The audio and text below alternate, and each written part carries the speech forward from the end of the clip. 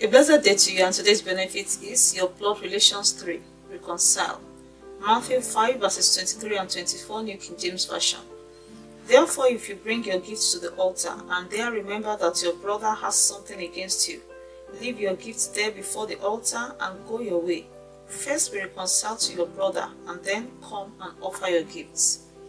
I mentioned previously that one of the things that bothers me much in relationship issues is to see siblings or close relatives having unresolved issues to the extent that they can intend to harm each other. There are quite a number of stories in the scriptures that shows this kind of rifts, which ended in siblings killing each other. This was even the story of the first killing in the Bible, where Cain killed Abel. Though in this case it was not about any quarrel but envy from one to the other, which was not known to the victim till he was killed. I don't doubt this kind of Cold War also happens, where our blood relations get offended at each other, but won't mention it and resentment is built up. This becomes a fertilized ground for the devil to sow every kind of wickedness in our hearts. Allowing unresolved issues to stay too long with us is very dangerous, and it is toxic to our future, most especially if you have eternity in view.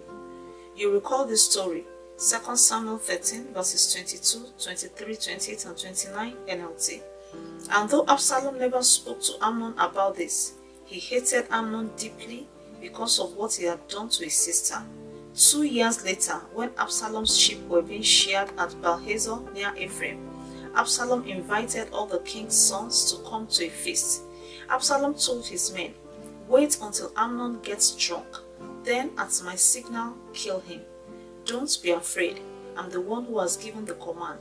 Take courage and do it." So, at Absalom's signal, they murdered Amnon.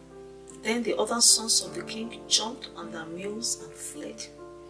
This was a Cold War in King David's household after Amnon raped his half-sister. Amnon should have known that there was a bad omen for him when Absalom, the brother of Tamar, did not say a word about what he did to his sister.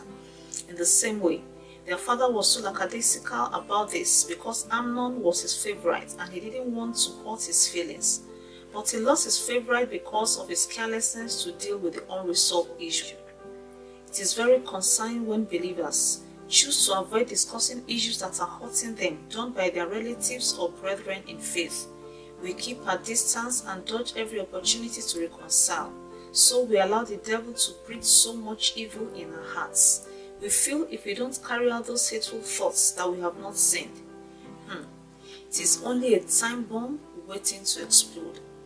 Our text today, as instructed by Jesus, says do not carry any offering to God when you know someone is having issues against you, not talk of when you have unresolved conflicts with others. The more you allow it to linger, the higher the risk of something going wrong within your heart and giving occasion for the enemy to accuse you before the Lord. The devil rejoices in such a thing by helping you to keep the hurts in your heart without discussing it, only waiting for a circumstance that will orchestrate for you to take an act of revenge or turn your eyes away from saving your relative because you are resentful about what he or she did long ago. If it will take you to call a senior third party into the matter so that you can vent out your hurt, you may not know a future evil you are preventing. Parents, please don't ignore crises among your children. Call them together and resolve issues prayerfully. If David has another chance, he will do it differently, but a second chance may not come. So reconcile fast.